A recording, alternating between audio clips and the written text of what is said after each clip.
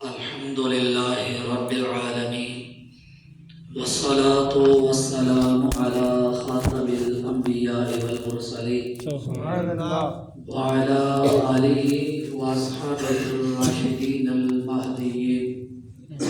أما بعد فأعوذ بالله من الشيطان الرجيم. بسم الله الرحمن الرحيم. أفحسبتم أنما خلقناكم عبثا وأنكم إلينا لا ترجعون. سبحان الله. صدق الله ومولانا العلي العظيم وبلغنا رسوله النبي الكريم الأمين. إن الله وملائكته يصلون على النبي يا أيها الذين آمنوا صلوا عليه وسلموا تسليما. اللهم صل على سيدنا ومولانا محمد وعلى آل سيدنا ومولانا محمد وبارك وسلم عليه. الصلاة والسلام عليك يا سيدي يا رسول الله. الصلاة والسلام عليك يا سيدي يا حبيب الله. الصلاة والسلام عليك يا سيدي يا نبي الله وعلى آلك وأصحابك يا خاتم الأنبياء والمرسلين. رب صل وسلم دائما أبدا على حبيبك خير الخلق كلهم. سبحان اللہ. اللہ جل مجدہ کی حمد و ثنا اور نبی مکرم شفیع معظم شاہ بنی آدم صلی اللہ علیہ وسلم کی ذات بابرکت پر ہدیہ درود و سلام پیش کرنے کے بعد اللہ جل مجدہ کی بارگاہ بے کس و پناہ میں عرض گزار ہوں.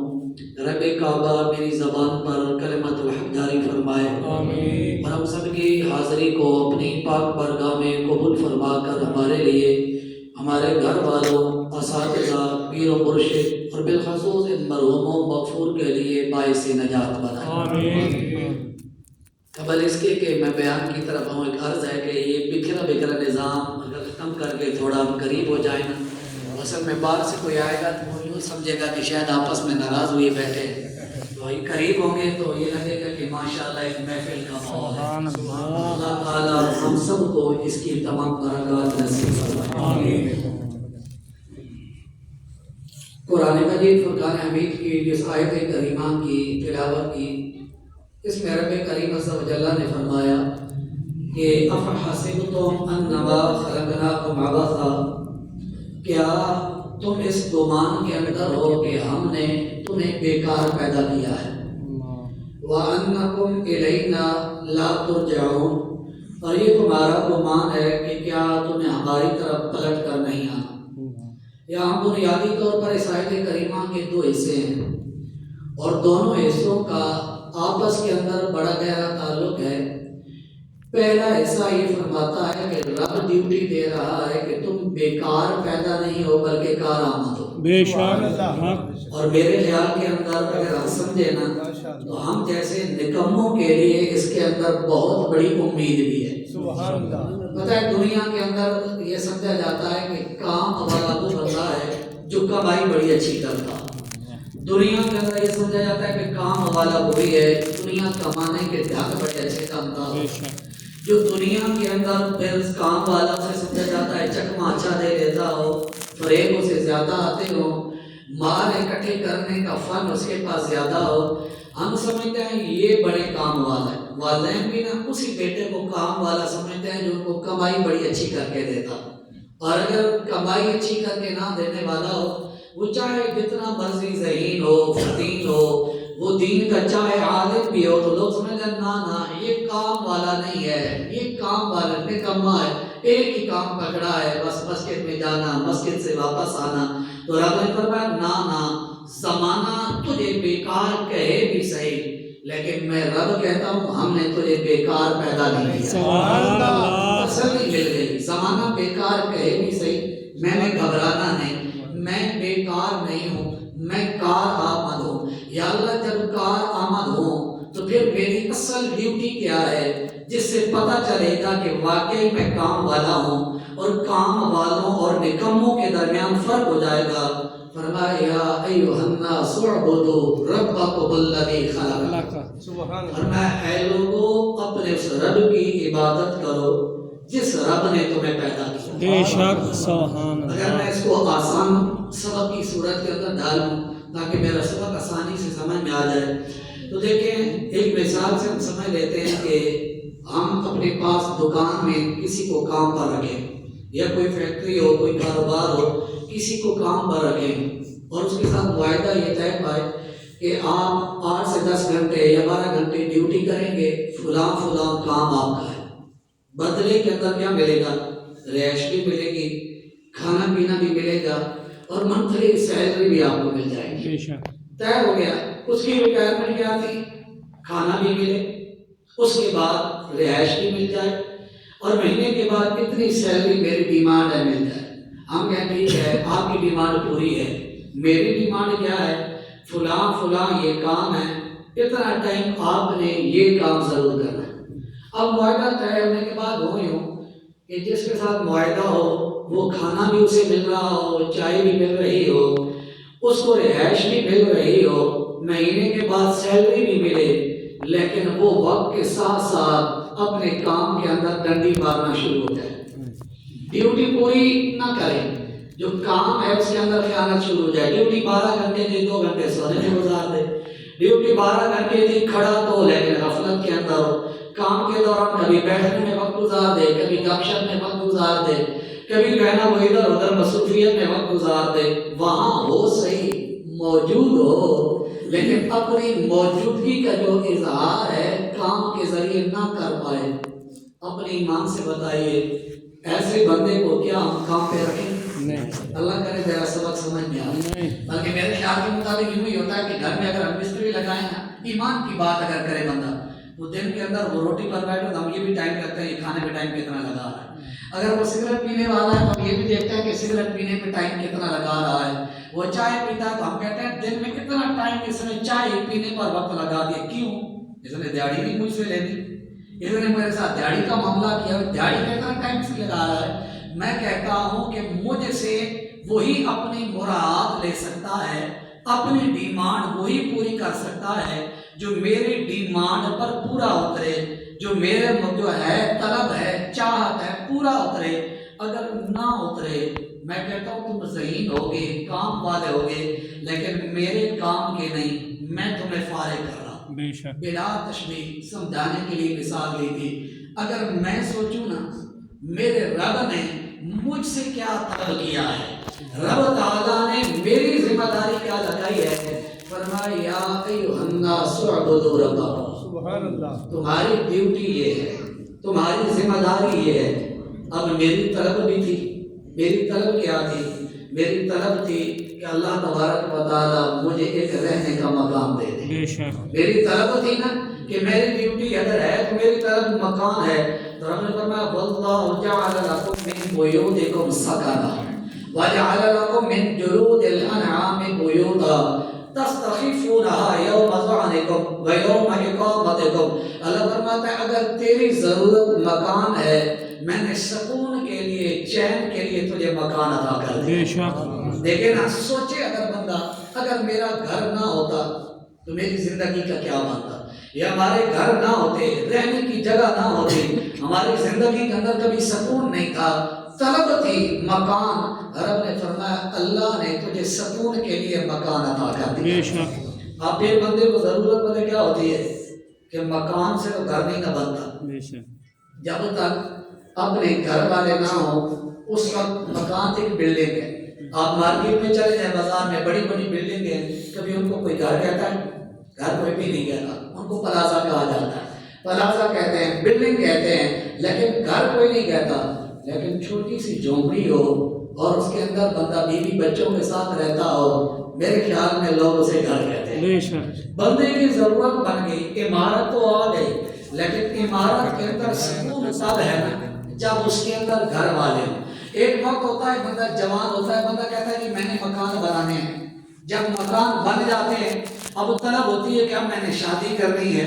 اب انسان کو مکان دینے کے بعد رب تعالیٰ نے فرمایا کہ میں نے کیا کر دیا، جعل لکم من ازواجکم، میں نے تمہیں بیویاں بھی عطا کر دی اور پھر ان کے لیے بنینا بیٹے بھی عطا کر دیے، وحفظا پوتے بھی دے دیے، تمہیں نواسے بھی عطا کر دیے۔ سبحان پورا گھر دیکھیں ایک ضرورت ہے، شادی کے بعد ضرورت آتی ہے اولاد ہو پھر نسل آگے چلے۔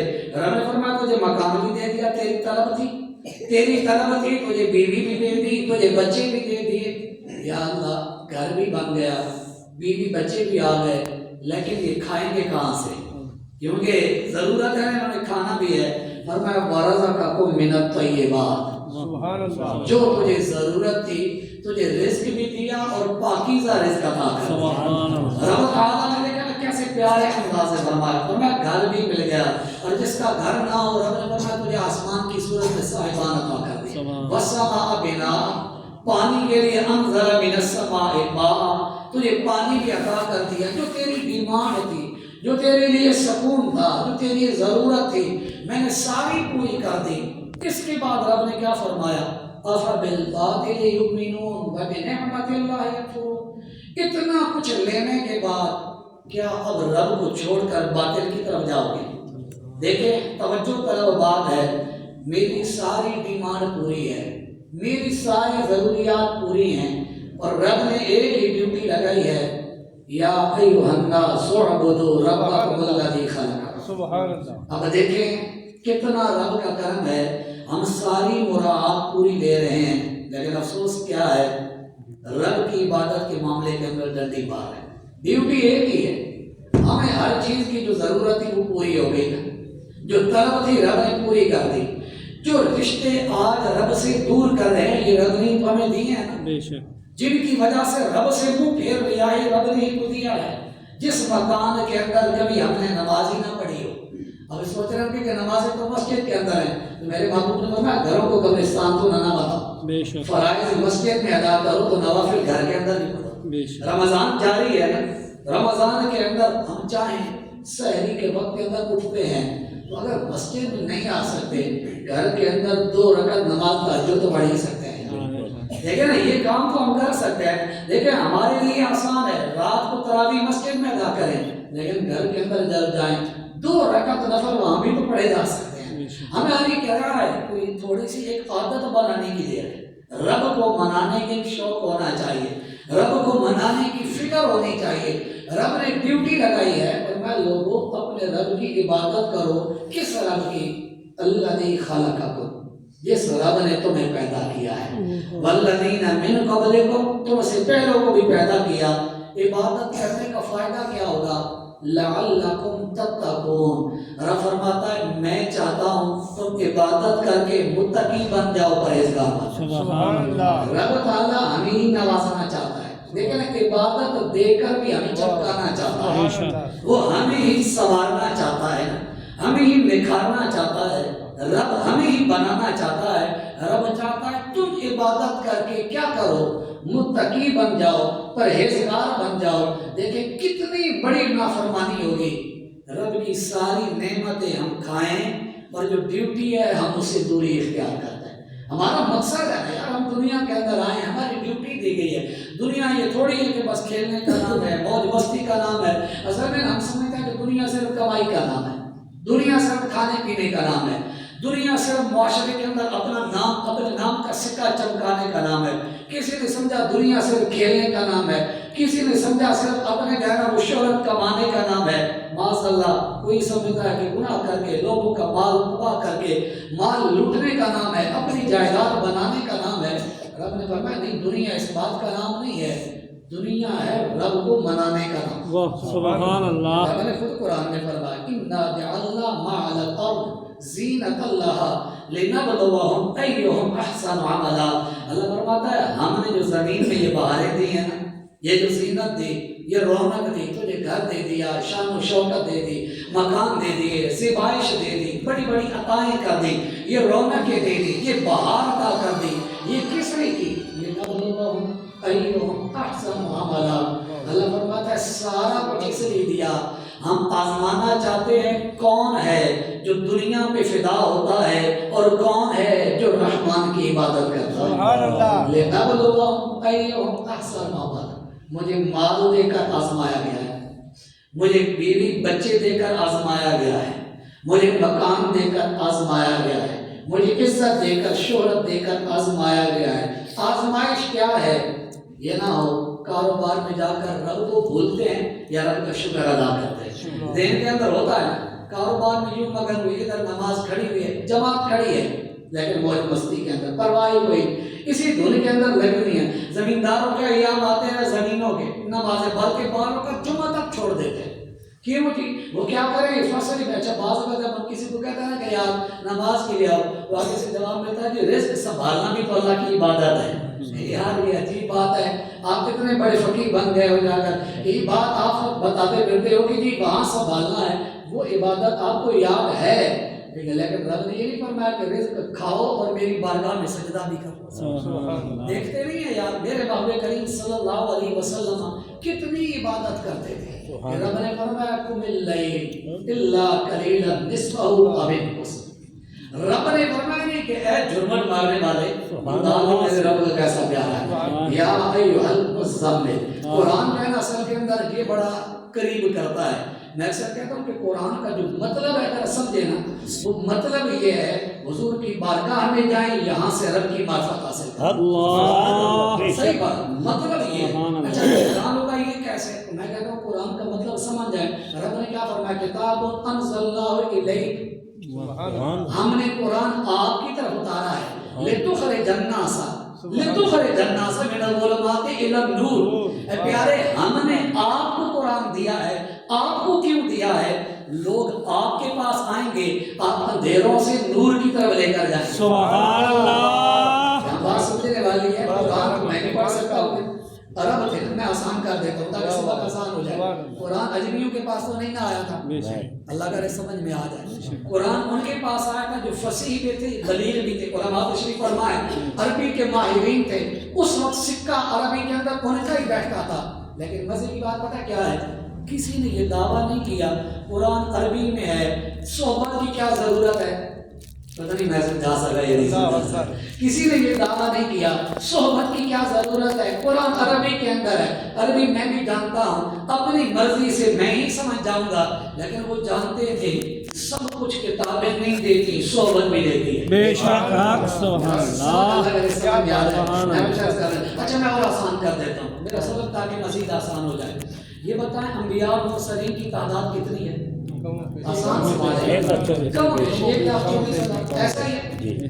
بولے تو مجھے کلاس پڑھانے کی عادت ہے، بیان کرنے کو مجھے ڈھنگ کوئی نہیں آتا، میں نے سبق سمجھانا ہے، سبق آ جائے۔ انبیاء مرسلین کی تعداد کم و بیش 1,24,000۔ اچھا آسمانی کتابیں کتنی ہیں؟ 4۔ اچھا صاحب بھی ملا لیں، سارے ملا کر 100 کے قریب، بس اس سے زائد نہیں۔ انبیاء کی تعداد 1,24,000 کم و بیش۔ جو میں عرض کرنا چاہتا تھا اگر سب کچھ کتابیں ہی ہوتی، اگر سب کچھ کتابیں ہی ہوتی، جتنے نبی آئے، جتنے مرسل آئے، ہر ایک اپنے ساتھ ایک ایک کتاب لے کر آتا۔ رب نے کتابیں کم بھیجی، انبیاء مرسلین زیادہ آئے۔ رب بتانا چاہتا ہے وہ کتابوں سے نہیں ملے گا جو صحبت کے فیضیان سے۔ بات سمجھانے چاہتا تھا رب تعالیٰ کہ کتاب کے لیے بھی صحبت بابرکت ضروری ہے، صحبت بابرکت ضروری ہے۔ انبیاء آئے لیکن فیض ان کا ملتا چلا گیا۔ سارے نبی کتابیں لے کر نہیں آئے، بلکہ تشریح یہ کی گئی ہے کہ نبی وہ ہے جو اپنی شریعت نہ لے کر آئے، سابقہ کی شریعت کا نظام چلائے۔ میں نے کہا شریعت تو سابقہ ہوگی، پھر نبی کیوں آئے؟ اس لیے شریعت وہی ہوگی لیکن صحبت ان کی ہوگی۔ بے شک وہ جو شریعت کے مسائل جو تھے نا عوام سے دور ہو گئے، عوام ان سے دور ہو گئی نا، اب اس شریعت کو جلا بخشنے کے لیے ضرورت پھر صحبت کی پڑی۔ بے شک بات سمجھ میں آئی ہے نا؟ تو یہ دیکھیں کہ میں عرض کر رہا تھا کہ عربوں میں قرآن اترا، لیکن صدیق اکبر، عاشق اکبر، امام عشق و محبت، پیغمبر صدق و وفا، بشر بعد الانبیاء، خلیفہ بلا فصل، سیدنا صدیق اکبر نے یہ نہیں عرض کی کہ میں تو عربدان ہوں، نسب کا بھی بہترین ماہر ہوں، علم بڑا ہے، میں خود حاصل کر لوں گا، نہیں، بلکہ کیا کیا؟ سفر کے اندر بھی صحبت، حضر کے اندر بھی صحبت۔ جناب عمر پاک خلیفہ ثانی نبی کریم علیہ السلام کے پیارے صحابی، لیکن آپ کا انداز کیسا پیارا تھا، آپ نے نا ایک شخص کو مقرر کیا ہوا تھا، جاری تھی، جاری پتہ کیسے، آج ہماری جاریاں بھی ہوتی ہیں، ہماری جاری یہ ہوتی ہے کہ ادھر ہوٹل پر مل کر جائیں گے، چائے پینے کے لیے ادھر کھانے کے لیے جائیں گے، ادھر مل کر گھومنے کے لیے جائیں گے، اس چوک پر بیٹھے تھے، لیکن یہ یاری پتہ کیسی تھی، ایک دن علم سیکھنے کے لیے در مصطفیٰ پر تم جاؤ گے، اگلے دن تم کام کرو گے علم سیکھنے میں جاؤں گا، فائدہ کیا ہوگا، جب تم سیکھو گے میں گھر کے کام کروں گا، فیض جو صحبت کا ہوگا وہ آپ مجھے عطا کر دو، دوسرے دن تم کام پر جاؤ گے میں صحبت مصطفیٰ میں جاؤں گا، جو صحبت کا فیض ہے میں آپ تک پہنچاؤں گا۔ میں نے کہا صرف کتابیں ہوتی تو عمر پاک صحبت کا التزام اتنا کیوں کرتے ہیں، بے شک، اللہ کرے میرا سبق سمجھ گیا۔ بے شک، میں نے کہا جناب عثمان غنی کو دیکھ لیں، ایک چیز بات بڑی آسان سی بات عرض کرتا ہوں، جب صلح حدیبیہ کا موقع تھا تو جناب عثمان پاک خلیفہ امن، سفیر امن بن کر گئے، بے شک، یہ لفظ بڑے پیارے ہیں اگر سمجھ میں آ جائے تو، سفیر امن بن کر، میں نے کہا میرے محبوب نے بتایا عثمان امن کا سفیر ہے، جہاں عثمان ہے وہاں امن کا پیغام ہے، سبحان اللہ، علماء کے لیے سبق سنانا مقصد ہے صرف، عثمان امن کا نام ہے، میں اکثر کہتا ہوں جہاں عثمان ہے قیامت تک اس طبقے میں امن کا پیغام ہے۔ جناب عثمان غنی وہاں گئے، انہوں نے کہا آپ کعبے کا طواف کر لیں، آپ کعبے کا طواف کر لیں، لیکن آپ کے محبوب کو اجازت نہیں ہوگی، کعبہ تو وہی تھا، نہیں سمجھا سکے، کعبہ تو وہی تھا، ہر پھیرے پر ثواب تو وہی تھا، ہر قدم پر نیکیاں تو وہی تھی، لیکن عثمان پاک کہہ رہے تھے نہ کعبہ وہی ہے، لیکن جب تک کعبے کا کعبہ، جب تک میرے محبوب نہیں ہوں گے کعبے کا طواف بھی نہیں ہوگا۔ میں نے کہا عثمان غنی بتا رہے تھے عبادت تو وہی ہے لیکن صحبت سے مدینے کے 12 چاند لگ گئے، یہ بات، اور مولا مشکل کشا دیکھیں آپ کھولی تو صحبت مصطفیٰ کی بات ہے، سیدی اعلیٰ حضرت نے جہاں مولا علی کی بات کی ہے فرمایا وہ مولا ہے ان کی باقی کی کیا بات ہے، اور میں آنکھ کھولی ہے تو صحبت مصطفیٰ نصیب، اور ہر حال کے اندر صحبت مصطفیٰ رہی ہے، اس صحبت مصطفیٰ کی برکت سے ان کو یہ مقام ملا ہے۔ میں عرض یہ کرنا چاہتا تھا قرآن سمجھے گے کب، کتاب انزلناہ الیک لتخرج الناس من الظلمات الی النور، پیارے قرآن آپ کو دیا ہے یہ آپ کے پاس آئیں گے، سبحان اللہ، لتخرج الناس آپ کے پاس خود نہیں ہوگا، آپ کے پاس آئیں گے، یہ تاریکی میں ہوں گے، آپ تاریکی سے نور کی طرف لے جائیں گے۔ سبحان اللہ، قرآن کے لیے بھی، قرآن کے مفاہیم کے لیے بھی یہ ضروری ہے کہ در مصطفیٰ پر حاضری دی جائے، یہاں حاضری دیں گے تو رب کا قرب ملے گا۔ میرے بابا کریم علیہ السلام کی عبادت کی میں بات کر رہا تھا، یا ایھا المزمل، ابھی کی بات کے اندر ہے لیکن مزمل کا تذکرہ پہلے، سبحان اللہ، رب نے پہلے ناموں سے بلایا ہے، یہ بھی میرے محبوب کی شان ہے، سیدی و مرشدی آقائی و مولائی امام اہل سنت مجدد دین و ملت، آپ تجربے یقین رسالے کے اندر لکھتے ہیں، فرماتے ہیں کہ میرے محبوب کا خاصہ یہ ہے بقیہ انبیاء کو قرآن پڑھ لیں، علماء کو تو ویسے سبق سنا رہا ہوں، آپ قرآن پڑھ لیں، جس نبی کی بات آئی نا رب نے نام لے کر پکارا، صحیح بات ہے، قرآن پڑھ لیں، یا آدم کہا، یا نوح فرمایا، رب تعالیٰ نے یا ابراہیم فرمایا، یا ہود، یا شعیب، ہر نبی کا نام لیا، لیکن قربان جاؤ سبحان اللہ، اپنے آقا و مولا نبی پاک صاحب اللہ صلی اللہ علیہ وسلم پر رب نے کہیں فرمایا یا ایھا النبی، کہیں فرمایا یا ایھا الرسول، کہیں فرمایا یاسین، کہیں فرمایا طٰہٰ، کہیں فرمایا یا ایھا المزمل، کہیں فرمایا یا ایھا المدثر، کہیں والضحیٰ کہہ کر، کہیں والعصر کہہ کر نبی کی شان بیان کی۔ رب تعالیٰ نے جہاں بھی بلایا محبوب کا نام نہیں لیا بلکہ محبوب کو کمال سے بلایا، سبحان اللہ، ماشاء اللہ، ایسے ساتھ چیز آج کل جو علامہ صاحب نے فرما دیا تھا کہ امتیاز رب کی محبت کا بھی ہوگا، رسول اللہ کی محبت کا بھی ہوگا۔ میں موضوع کچھ اور لے کر آتا لیکن میں نے کہا علماء جو حکم دیں تو انشاءاللہ علم کی صورت میں حاضر ہے، اور دیکھیں یہ رب نے پہلے بیان کی پھر فرمایا، اچھا سورہ مدثر کو دیکھ لیں، اللہ، تاکہ دونوں کا رب کامل ہو. یا ایھا المدثر پہلے فرمایا, پھر فرمایا قم فانذر. اللہ کا سمجھ میں آ جائے. رب نے حکم بعد میں دیا, مخلوق کی شان پہلے میں. سبحان اللہ. جو تعلق کرنا چاہتا تھا وہ یہ تھا, حکم بعد میں دیا لیکن بڑے نازوں سے, بڑے پیار سے رب نے پہلے فرمایا یا ایھا المدثر, بعد میں کہا قم فانذر وربک فکبر وثیابک فطہر. یہ حکم سارے بعد کے اندر, لیکن پہلے محبوب کو بلایا تو بڑے پیارے انداز سے. سبحان اللہ. یہاں رب نے فرمایا قم اللیل الا قلیلا نصفہ. حضور لمبی لمبی عبادت کرتے تھے. کتنی لمبی؟ قدمین مبارکہ کے اندر برم پڑ جاتے تھے. برم پڑے نا سوجن آ گئی. مومنوں کی ماں سیدہ طیبہ طاہرہ محدثہ فقیہ ہماری امی جان ام عائشہ صدیقہ رضی اللہ تعالیٰ عنہا, انہوں نے عرض کی یا رسول اللہ صلی اللہ علیہ وسلم آپ کیوں اتنی عبادت کرتے ہیں؟ آپ وہ نہیں ہیں لیغفر لک اللہ ما تقدم من ذنبک وما تأخر.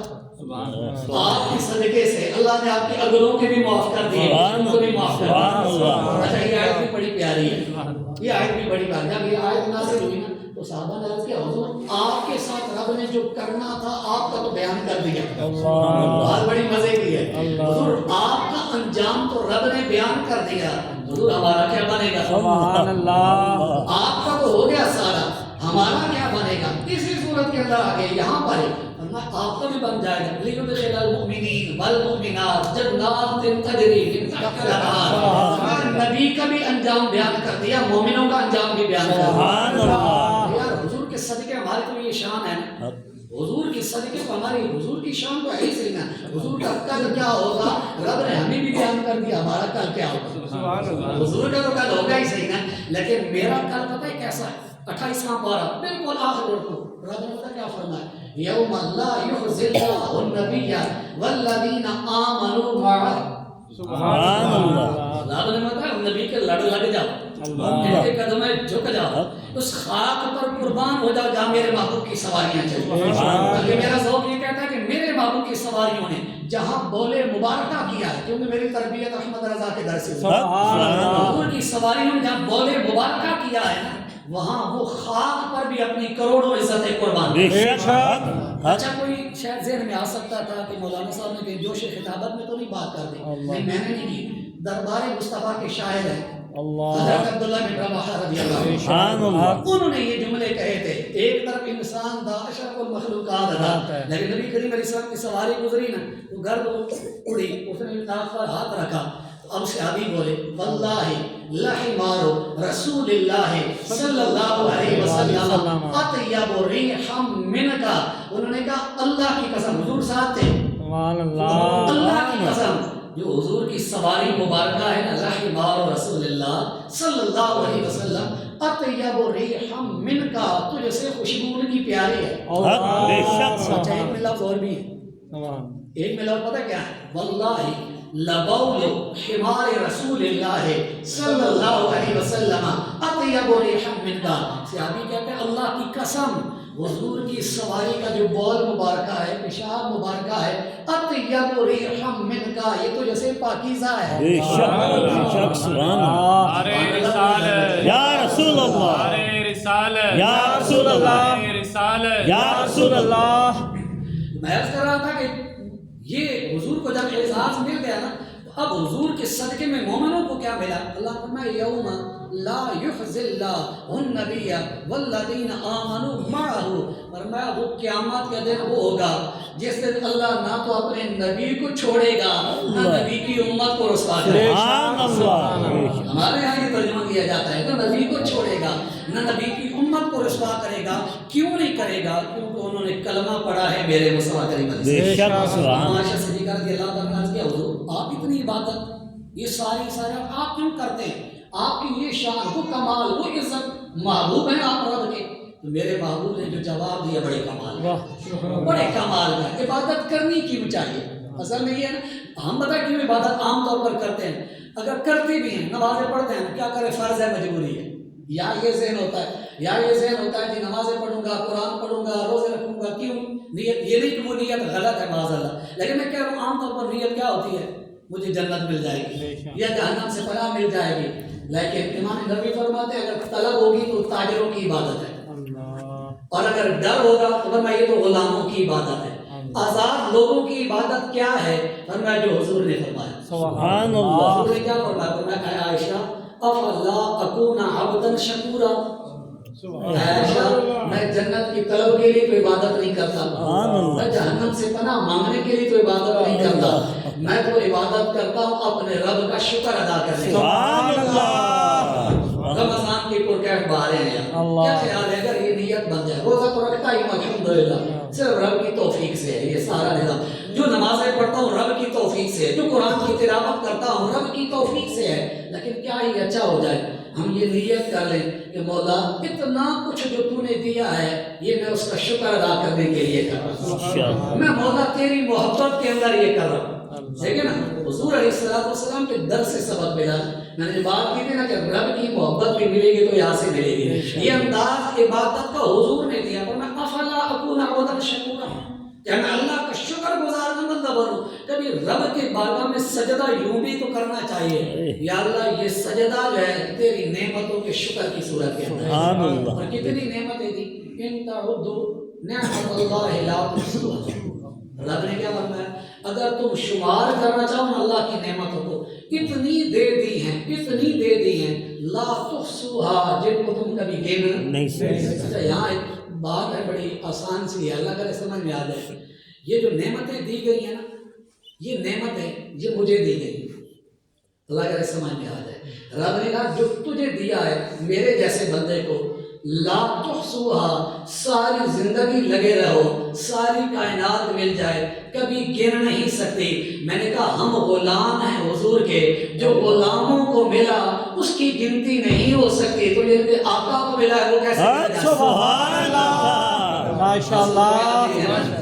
جو غلاموں کو ملا ہے نا وہ گنتی میں نہیں آتا. فرمایا کتنا دے دیا, کتنا دے دیا ہے, لا تحصوها, ساری زندگی لگے رہو, جتنی مرضی پیمانے لے کر آؤ, جتنی ترقی کر جاؤ, لا تحصوها, گن نہیں سکتے. میں نے کہا جو غلاموں کو ملا وہ نہیں گنا جا سکتا, تو جو ان کے آقا کو ملا ہوگا وہ کیسے گنا جا سکتا؟ رب العرش جس کو جو ملا ان سے ملا, بڑھتی ہے کونین میں نعمت رسول اللہ کی. ہم بھکاری وہ کریں, ہم بھکاری وہ کریں, ان کا خدا ان سے خودو, اور نہ کہنا نہیں عادت رسول اللہ کی. مانگیں گے مانگے جائیں گے, وہ مانگی پائیں گے.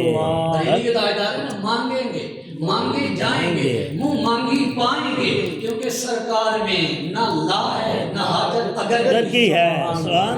دربار مستحق کی برکت ہے کہ عبادت کا بھی ذوق ملتا ہے. یہاں سے پتہ چلتا ہے, دیکھتے ہیں یہ اعتکاف کی بہار ہے. یہ عائشہ صدیقہ رضی اللہ تعالیٰ سے مروی روایت ہے کثرت سے, اور آپ کا انداز کیسا پیارا. آپ فرماتے ہیں حضور ساری زندگی بیٹھے, حضور کی سنت کی خاطر حضور کے بعد آپ کی ازواج بھی بیٹھتی رہی. سبحان اللہ. عبادت کا سلیقہ بھی ملا ہے تو ذات مصطفیٰ سے, یہ تربیت ہے. اور میرے نبی کریم علیہ السلام نے جب تربیت کی تو سیدہ طیبہ طاہرہ عابدہ زاہدہ سیدہ خاتون جنت رضی اللہ تعالیٰ عنہ عبادت کی بات بھی کرتی, کیونکہ ہماری ڈیوٹی ہے عبادت والی. یہاں سے بات شروع کی ہے. اب حضور سے جب صحبت پائی, فیض حاصل کیا, تو عبادت پتہ ہے کیسے کرتے تھے. مولا مشکل کشا سیدنا علی المرتضیٰ رضی اللہ عنہ فرماتے ہیں کہ آپ گھر کے کام بھی کرتی رہتی تھی, اللہ کا ذکر بھی کرتی رہتی. سبحان اللہ. حضرت سلمان فارسی رضی اللہ تعالیٰ عنہ, جن کے متعلق نبی کریم علیہ السلام نے فرمایا کہ سلمان منا اہل البیت, سلمان فارسی ہمارے اہل بیت میں سے. سبحان اللہ. آپ وہ پتہ کیا کہتے ہیں؟ کہتے ہیں میں نے خود یہ بات کی ہے, ادھر سیدہ خاتون جنت چکی پیس رہی ہوتی تھی, ادھر تلاوت قرآن کر رہی ہوتی. سبحان اللہ. یہ تلاوت قرآن یہ کیوں کر رہی تھی؟ کیونکہ حضور کی صحبت تھی, وہاں سے تربیت ہوئی تھی, اس تربیت کی وجہ سے رب کی محبت مل گئی. بعض اگر ہم پتہ کیا کہتے ہیں, ہم کہتے ہیں کام کے دوران عبادت کیسے ہو سکتی ہے؟ اب کام کریں یا عبادت کریں, تو یار کام کے دوران آپ سبحان اللہ تو کہہ سکتے ہیں, بے شک. کام کے دوران الحمدللہ تو کہا جا سکتا ہے, کام کے دوران اللہ اکبر تو کہا جا سکتا ہے. اور فائدہ کیا ہے؟ حضور فرمایا الحمدللہ تملأ المیزان. الحمدللہ لفظ چھوٹے سے ہیں, حضور فرماتا ہے میزان عمل کو بھر دیں گے. سبحان اللہ. حدیث پاک میرے ذہن میں اچانک آ گئی ہے, بڑی پیاری ہے. ایک دفعہ نا مالدار صحابہ کے متعلق غربا صحابہ نے ایک شکایت کی, شکوہ کی ہے. شکوہ بڑا پیارا ہے. ہمارا شکوہ پتہ کیا ہوتا ہے؟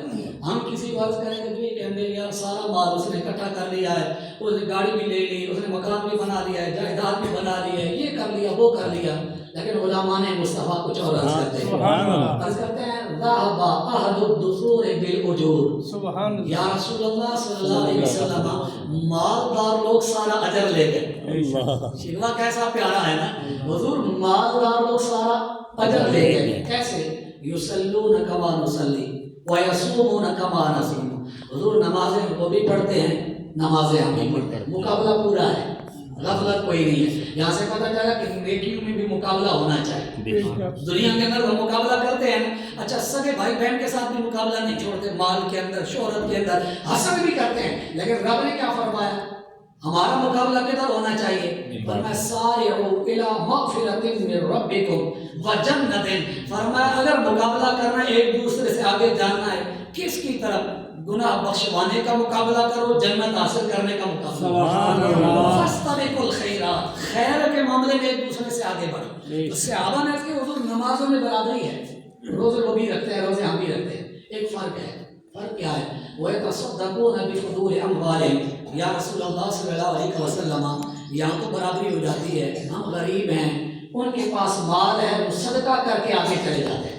اچھا انداز کیسا پیارا، غریبوں کو بھی رشک آ رہا ہے کہ ہم صدقہ کریں، اور امیر بھی پیسہ گھر چمکانے کے لیے، شہرت کمانے کے لیے نہیں، بلکہ جو مال ہے رب کو منانے کے لیے لگا رہے ہیں۔ اب غریبوں کے آقا، بے قصوں کے قص، بے سہاروں کے سہارا، نبی آخر الزمان صلی اللہ علیہ وسلم نے فرمایا میرے غلاموں، کیا میں تمہیں ایسی چیز نہ بتا دوں، تم وہ عمل کرو اللہ تعالیٰ تمہیں بھی صدقے کا ثواب عطا فرمائے۔ صدقہ پیسے کی صورت میں نہیں خرچ کرو گے، لیکن صدقے کا ثواب مل جائے گا۔ عرض کرتا ہوں حضور کیوں نہیں؟ میرے ماں کریم علیہ السلام نے میرے غلاموں سن لو، اللہ ان بکل تسبیحۃ صدقۃ، سن لو ایک دفعہ سبحان اللہ کہو گے اللہ صدقے کا ثواب عطا فرمائے۔ کیسی پیاری بات ہے، اگر میں ایک دفعہ سبحان اللہ کہو گے صدقے کا ثواب مل جائے گا۔ بیٹھے بیٹھے دیکھیں جنت میں درخت بھی لگ گیا سبحان اللہ کہنے سے، جنت کے اندر درخت بھی لگ گیا، میزان عمل پر پلڑا بھی بھاری ہو گیا، صدقے کا ثواب بھی مل گیا۔ حضور نے فرمایا بتحمیدۃ صدقۃ، ایک دفعہ الحمدللہ کہو گے تب بھی صدقے کا ثواب مل جائے گا۔ سبحان اللہ۔ بتکبیرۃ صدقۃ، ایک دفعہ اللہ اکبر کہو گے تب بھی صدقے کا ثواب مل جائے گا۔ تحلیلۃ صدقۃ، ایک دفعہ لا الہ الا اللہ کہو گے تب بھی صدقے کا ثواب مل جائے گا۔ اور یہ نام بھی کہہ سکو، ہر وقت بندہ نہیں کہہ سکتا، گفتگو بھی کرنی پڑتی ہے۔ بکلمۃ طیبۃ صدقۃ، ایک دفعہ اچھے کلمہ ڈھنگ سے کہہ لو، اچھی بات، اللہ تب بھی صدقے کا ثواب عطا فرمائے۔ دیکھیں کتنا کرم ہے۔ آئیے رمضان کی پرکیف بہاریں ہیں، رب تعالیٰ نے نیکیوں کا سیزن دیا ہے، آئیے رب کو منانے کے لیے، رب کا شکر ادا کرنے کے لیے، رب کی محبت کے اندر، اور رب کی محبت میں تھوڑا سا آگے بڑھیں گے، تھوڑا سا۔ میرے ماں فرماتے ہیں، رب فرماتا ہے من تقرب منی شبرا تقربت الیہ ذراعا، جو ایک بارش میرے قریب آئے گا میری رحمت ایک ہاتھ اس کے قریب ہو جائے گا، اور جو ایک ہاتھ قریب آئے گا میری رحمت دونوں ہاتھوں سے قریب ہو جائے گی۔ وَإِنْ أَتَانِي يَمْشِي أَتَيْتُهُ هَرْوَلَةً، اگر وہ چلتا ہوا میری بارگاہ میں آئے گا میری رحمت کو دوڑ کر اسے سینے سے لگا دے گا۔ ہم رب کے قریب یار ہوئے تو صحیح، کوشش تو کریں، ہم نے کبھی کوشش تو نہیں کی ہوتی، کبھی منانے کا ڈھنگ سیکھے تو صحیح نا، کبھی رب کی محبت کے اندر میں نے لفظ کیا کام کرتے ہیں لیکن عادت بن چکی ہے۔ روزہ بھی ہے، صبح اٹھا بس سحری کی، بس روزہ بند کیا، روزہ رکھ لیا، دن بھی ہوا، شام کو افطار کے وقت ختم کر دیا، عادت ہے۔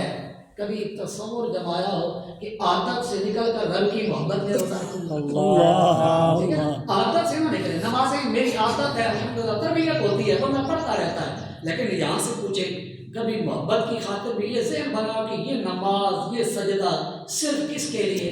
رب کی محبت کے لیے۔ کبھی یہ کیفیت ہم نے بنائی ہو، کبھی اپنا آپ کو محاسبہ کرنا چاہیے، یا کبھی ہم نے تلاوت قرآن کا تو یہ غور کیا ہو یا اللہ تیرا کتنا کرم ہے، میرے جیسے نکمے کو اپنا کلام تو نے پڑھنے کا عطا کر دیا۔ سچی بات، یہ بڑے مزے کی بات ہے جب ہم مزہ لینا قرآن سامنے رکھ کر، اے یا اللہ کتنا تیرا کرم ہے، اس دور کے اندر دیکھ لیں، اگر کسی شاعر کا کلام کسی کو پڑھنے کا مل جائے وہ اجازت دے دے میرا کلام پڑھو، وہ 6 بندوں کو بیان کرے گا، ہو سکتا ہے 600 کو بیان کر دے، میں وہ ہوں کہ اس نے اپنے کلام کی مجھے خود اجازت دے دی، وہ بڑا ناز کرے گا، میں نے کہا تجھے ناز اس بات پر ہوگا، لیکن ہمیں ناز اس بات پر ہے رب نے اپنا کلام پڑھنے کی ہمیں اجازت عطا سبحان اللہ، اس سے بڑھ کر جو ہے نا کیا بات ہے، اس لیے حفاظ قراء بڑی عزتوں کے مالک ہوتے ہیں جن کو رب تعالیٰ نے اپنا کلام دے دیا ہے، رب کا کلام جن کے سینوں میں محفوظ ہوتا ہے، رب نے جن کو اجازت، اور دیکھیں کیسا کلام ہے کہ رب تعالیٰ نے اپنے محبوب کے علم نشرح والے سینے پر اتارا ہے، سبحان اللہ، ایسا پیارا ہے۔ لیکن اللہ فرماتا ہے لو انزلنا هذا القرآن على جبل لرأيته خاشعا متصدعا من خشية اللہ، یہ قرآن پہاڑ پر اتارتے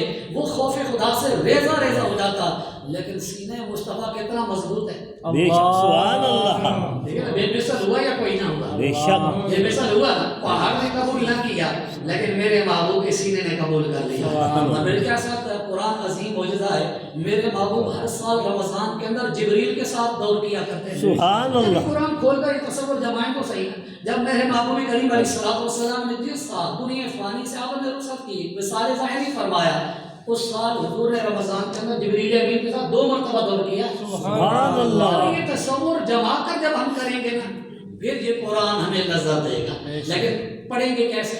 محبت کے ساتھ، اور جب صحابہ محبت سے پڑھتے تھے رب نے ان کی شانیں بیان کی ہیں، جن میں سے ایک صرف میں بیان کرتا ہوں، 7ویں پارے کی پہلی آیت ہے، اللہ فرماتا ہے وَإِذَا سَمِعُوا مَا أُنزِلَ إِلَى الرَّسُولِ تَرَىٰ أَعْيُنَهُمْ تَفِيضُ مِنَ الدَّمْعِ مِمَّا عَرَفُوا مِنَ الْحَقِّ، جب وہ قرآن سنتے ہیں نا، جب قرآن سنتے ہیں تفیض من الدمع، وہ ان کی آنکھوں سے اشک جاری ہو جاتا ہے، سبحان اللہ، وہ کیوں ہوتے تھے؟ وہ محبت کے اندر تھے، ہم تراویح میں کیوں کھڑے ہوتے ہیں؟ مجبوری کی بنیاد پر، ہمیں حافظ صاحب بھی وہ اچھے لگتے ہیں جو آدھے گھنٹے کے اندر قرآن پڑھاتے ہیں، جو حافظ صاحب سارے پارے کے اندر 1 گھنٹہ 5-7 منٹ 1 گھنٹہ 10 منٹ لگا لیں، ہم کہتے ہیں نہیں لیکن حافظ صاحب کے پیچھے کھڑا ہی نہیں ہونا، یہ گھر سے فارغ ہے ہمیں بھی کہہ رکھتے ہیں، نہیں یہ گھر سے فارغ نہیں ہے، یہ جانتے ہیں جو یہ قیام ہے نا، اس قیام کے اندر جو ثواب ہے اس کا ثواب بھی کچھ اور ہے، جو قیام ہے رات کا اس کی برکت زیادہ ہے، تو اس لیے رمضان کے اندر آئیے جو ایام باقی ہیں رب کی محبت کے اندر رب کی رضا کے اندر عبادت کریں، اللہ کریم عز و جل کی بارگاہ میں عرض گزار ہیں اللہ تبارک و تعالی ہمیں اپنی محبت نصیب فرمائے، اپنے پیارے محبوب صلی اللہ علیہ وسلم اور آپ کی آل و اصحاب کی سچی غلامی نصیب فرمائے، آمین بجاہ نبی امین صلی اللہ علیہ وسلم۔ سب کی جا سبحان اللہ، ماشاء اللہ،